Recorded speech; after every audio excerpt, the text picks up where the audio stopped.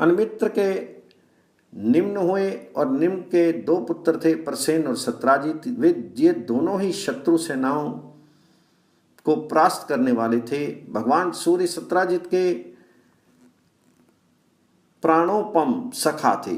एक दिन रात्रि बीतने पर रथियों में श्री सत्राजित रथ पर आरूढ़ होकर स्नान एवं सूर्य उपस्थान करने के लिए जल के किनारे गए।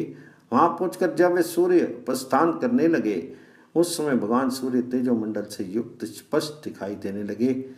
रूप धारण करके उनके आगे प्रकट हो गए। तब राजा सत्राजित ने सामने खड़े हुए सूर्य देव से कहा, प्रभु, आप जिसके द्वारा सदा संपूर्ण लोगों को प्रकाशित करते हैं, वह मणि रत्न मुझे देने की कृपा करें। उनके ये कहने पर भगवान भास्कर ने उन्हें दिव्य स्यमंतक मणि प्रदान की। सत्राजित ने उसे गले में पहनकर अपने नगर में प्रवेश किया। उसे देखकर सब लोग यो कहते हुए दौड़ने लगे, ये देखो सूर्य जा रहे हैं। इस प्रकार नगर के लोगों को आश्चर्य में डालकर वे अंतःपुर में पहुंचे। सत्राजित ने यह उत्तम मणि अपने छोटे भाई प्रसेनजीत को दे दी, क्योंकि उसको वे बहुत प्यार करते थे। वे मणि अंधक वंशी यादवों के घर में स्वर्ण उत्पन्न करती थी। ये जहां रहती उसके निकटवर्ती जनपदों में मेघ स्वयं समय पर वर्षा करते तथा किसी को रोग का भय नहीं रहता था। एक बार भगवान श्री कृष्ण ने प्रसेन के सम्मुख वह स्यमंतक नामक मणि रत्न लेने की इच्छा प्रकट की, किंतु उसे वे नहीं पा सके। समर्थ होने पर भी भगवान जी ने उसका बलपूर्वक अपहरण नहीं किया। एक दिन प्रसेन उस मणि रत्न से विभूषित होकर वन में शिकार खेलने के लिए गए। वहां स्यमंतक के लिए ही एक सिंह के हाथ से मारे गए। सिंह उस मणि को मुख में दबाए भागा जा रहा था। इतने में महाबली ऋक्षराज जामवान उधर आ निकले। वे सिंह को मारकर मणि रत्न लेकर अपनी गुफा में चले गए। इधर वृष्णि और अंधक वंश के लोग ये संदेह करने लगे कि हो ना हो श्री कृष्ण ने ही मणि के लिए प्रसेन का वध किया है, क्योंकि उन्होंने एक बार वह मणि प्रसेन से मांगी थी। भगवान श्री कृष्ण ने यह कार्य नहीं किया था, तो भी उन पर संदेह किया गया।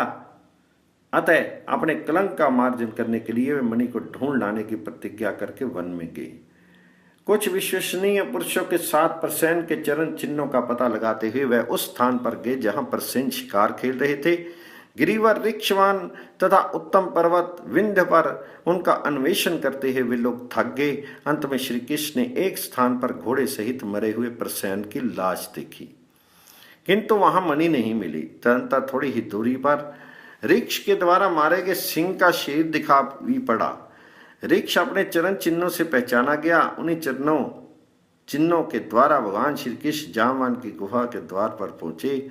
वहां उन्हें बिल के भीतर से किसी धाय की कही हुई ये वाणी सुनाई दी, मेरे कुमार बच्चे तुम मत रो, सिंह ने प्रसेन को मारा है और सिंह जामवान के हाथ से मारा गया। अब ये स्यमंतक मणि तेरी ही है।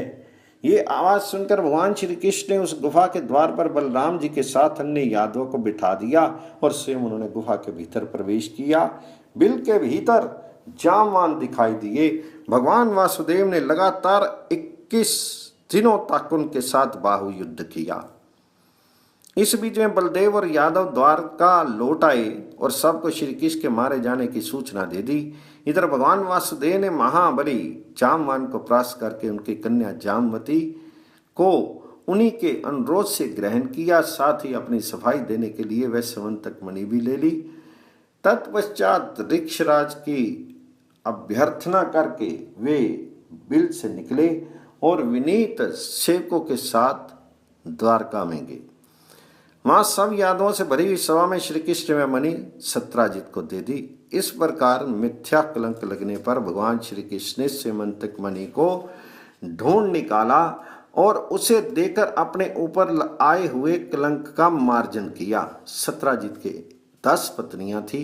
उनके गर्भ से उन्हें 100 पुत्र प्राप्त हुए, जिनमें 3 अधिक प्रसिद्ध थे, अंकार, वातपति और वसुमेध। सत्राजित की 3 कन्याएं भी थी जो सब दिशाओं में विख्यात थी, सत्यभामा, वर्तनी तथा प्रस्वापनी। इनमें सत्यभामा सबसे उत्तम थी। उसका विवाह पिता ने श्री कृष्ण के साथ कर दिया। जो भगवान श्री कृष्ण के इस मिथ्या कलंक का श्रवण करता है उसे मिथ्या कलंक कभी स्पर्श नहीं करते।